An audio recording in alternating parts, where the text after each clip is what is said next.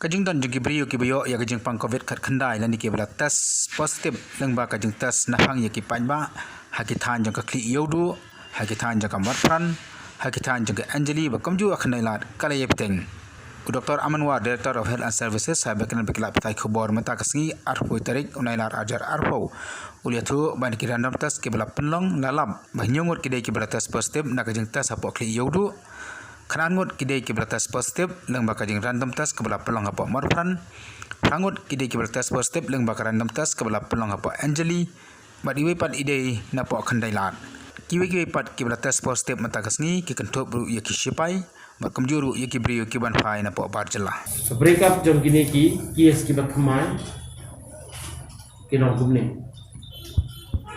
San punyau tuli ki kies ki bathamai. East Coast Hills ki dong light kulai. Na gini ki light kulai. Ki day na po Armed Forces, Paramilitary Forces. New random sampling na po kayo. Random sampling po what front random sampling po anjali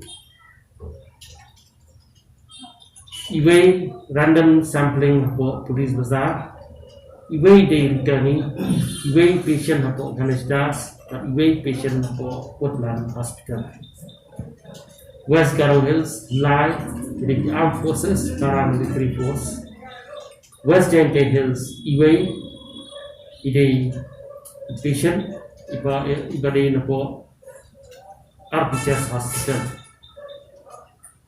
Riboy, Iway, Ide returning. West Coast Hills, Kadnyo, Ide Napo, Shalom, random testing. East Garo Hills are Deki returning.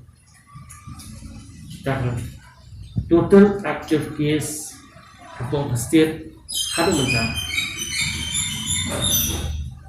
na kiri upat ba untuk civilian nilong sanspa kapulai dan military paramilitary force kilong naispa kapul